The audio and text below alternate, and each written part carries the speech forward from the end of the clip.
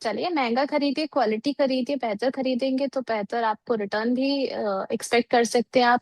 अब आप 10-15 रुपए में क्या मिल पाएगा। चलिए ठीक है, नेक्स्ट यहाँ पर टेक्नो इलेक्ट्रिक को लेकर के सर जानना चाह रहे हैं कि लॉन्ग टर्म के लिए आपको कैसा लग रहा है। 1323 पर चल रहा है। टेक टेक्नो इलेक्ट्रिक चार्ट खोले। टेक्नो इलेक्ट्रिक में कल ब्रेकआउट बना था 568% वॉल्यूम राइज के साथ। आज फॉलो थ्रू मूव है। अगेन स्टैंडर्ड डिस्क्लेमर, 1290 से मीडिया प्लेटफॉर्म्स पे बाई दिया हुआ है। ऊपर में करीब करीब 1400 पहला टारगेट दिख रहा है, वहां पे रिव्यू करेंगे। उसके बाद देखेंगे क्या करेगा। एक आप चार्ट खोलिए कंसाई नेरोलैक का। हम्म। Kansai Nerolac paint company. Kansai Nerolac पे एक फ्लैग काइंड ऑफ पैटर्न का ब्रेकआउट बन रहा है। ये बिल्कुल ये राइट साइड में डेली चार्ट कर लेंगे तो दिखेगा। हाँ डेली ये पूरा फ्लैगिश काइंड ऑफ एक्शन है, इसका ब्रेकआउट बन रहा है। थोड़ा सा वॉल्यूम मिसिंग है, बट मैं ये मान के चल रहा हूँ कि क्रूड ऑयल में ब्रेकडाउन आएगा। $98 चल रहा है क्रूड ऑयल।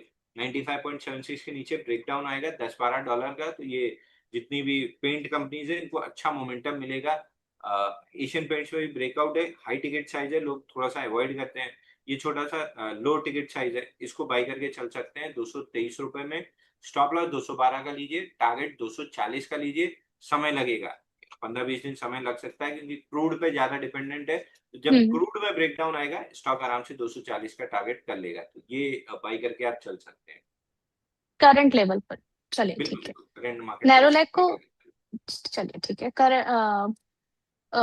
नैरोलैक को जो है बाय करने की सलाह आपको दी गई है 240 के टारगेट के लिए। जैसे ही इसमें कोई डेवलपमेंट होगा हम आपको अपडेट यहाँ पर करेंगे। बाय का स्टैंप आप लोग देख सकते हैं, ये आपके लिए ज्यादा इजी होगा अंडरस्टैंड करने के लिए कि कहाँ पर आपके लिए अच्छी अपॉर्चुनिटीज बन रही हैं। अगले सवाल की ओर बढ़ चलते हैं। यहाँ पर क्वेश्चन आया है नेटवेब टेक को लेकर के। अच्छा सर, अब इन्होंने ये सवाल पहले भी पूछा था तो मुझे रिपीट करना पड़ रहा है, सुपर चैट के जरिए क्वेश्चन है। कह रहे हैं कि नेटवेब टेक एमवी और E2E पर करंट लेवल से परचेज किया जा सकता है क्या। पहले भी क्वेश्चन पूछा था, बट E2E जो है वो 2800 पर नहीं आया। नेट वेब भी जो है वो 3300 पर नहीं। देखिए नेट E2E के साथ एक दिक्कत क्या है, 5% के सर्किट वाला काउंटर है। गिरते गिरते इसने रिवर्सल बनाया था 19 मई को।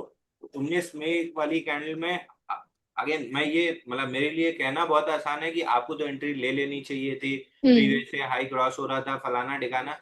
प्रैक्टिकली आपकी जगह मैं होता तो मेरे से भी वहां पे बटन नहीं दबती, तो कोई दिक्कत नहीं है।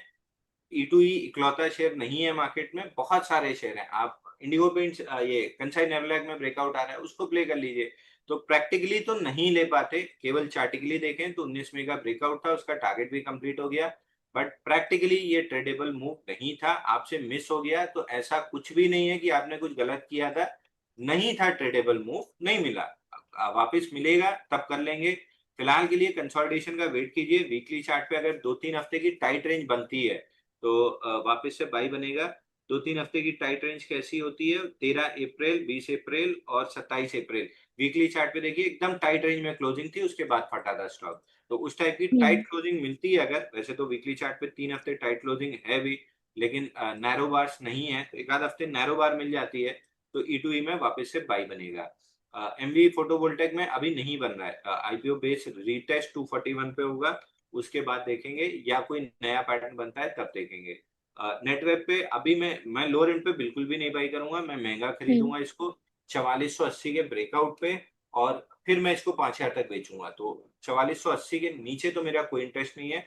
जब तक उसके नीचे है तब तक मैं अवॉइड लिस्ट में डाल के रखूंगा। 4480 के ब्रेकआउट को जरूर बाई करूंगा। चलिए ठीक है। यहाँ पर नेक्स्ट क्वेश्चन आया है चित्रगुप्त शर्मा जी का अंबर इंटरप्राइजेस को लेकर के। 10 शेयर्स इनके पास एट द प्राइस 8000। होल्ड करें फिर लॉस बुक करें। एम्बर एंटरप्राइजेस में लॉस बुक कर लेना चाहिए, ब्रेकआउट कंप्लीटली फेल है, वो भी 73 हफ्ते का। आ, बहुत स्ट्रांग बिलीव है मेरा कि ये स्टॉक 6120 और 5400 तक नीचे आएगा। I would be proven wrong अगर ये 8200 के ऊपर जाके क्लोज करता है, तो एक बार एग्जिट कर लीजिए। अगर 8200 के ऊपर क्लोज किया तो री एंट्री कर लेंगे, तब हम्म। 10,500-11,000 तक जा सकता है। नहीं तो हाई लाइकली है कि ये 5400 रुपए आ जाएगा। फेल्ड ब्रेकआउट वाले कैंडिडेट्स के हाल आपने देखे ही हैं, 30-40-50% कैसे भर भर आगे टूटते हैं, तो रिस्क मत हम्म। लीजिए।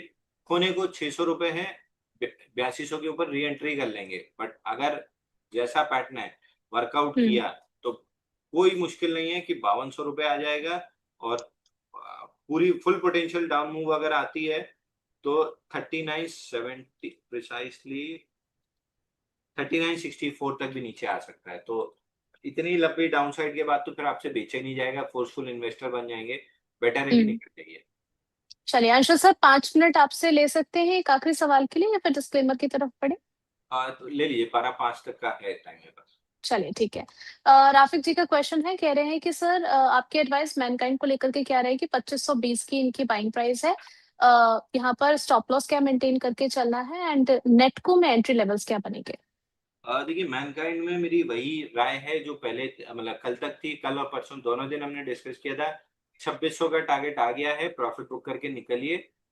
20 डे मूविंग एवरेज 2400 पे है, वहां पे जब रीटेस्ट हो जाएगा वहां से बाइंग देखना स्टार्ट करेंगे। तो अभी मेरी हम्म। वॉच लिस्ट में जरूर है, बाइंग लिस्ट में बिल्कुल भी नहीं है। दूसरा, नेटको फार्मा में भी सिमिलर व्यू है। 1200 रुपए पे टारगेट कंप्लीट हुए हैं, तब से आप देख लीजिए लगभग 8-9 दिन हो गए कंसोलिडेट करते हुए। ये कंसोलिडेशन अभी चलेगा। नेक्स्ट राउंड में जब भी ब्रेकआउट देगा 1311 तक जाएगा। ट्रेडर है तो प्रॉफिट बुक कर लेना चाहिए था। इन्वेस्टर है तो कोई दिक्कत जरूरत नहीं है, 1311 पे सवाल पूछेगा। चलिए, एक क्विक क्वेश्चन है कि which share is better for long term, JSW infra और जेएसडब्ल्यू एनर्जी? मुनीर जी का सवाल है। इंफ्रा। इंफ्रा, जेएसडब्ल्यू इंफ्रा ज्यादा बेहतर लग रहा है लॉन्ग टर्म परस्पेक्टिव से। चलिए ठीक है, पोल क्वेश्चन यहाँ पर है कि अभी सबसे ज्यादा मजबूत सेक्टर आपको कौन सा लग रहा है, कहाँ पर आपको निवेशित होना चाहिए? बैंकिंग, फार्मा, डिफेंस या फिर एनर्जी? 36% वोटिंग बैंकिंग की तरफ है, 33% वोटिंग फार्मा की तरफ, 17 energy and 14 defence. Anshul sir, आपको मजबूत सेक्टर कौन सा लग रहा है मिड टू लॉन्ग टर्म के नजरिए से?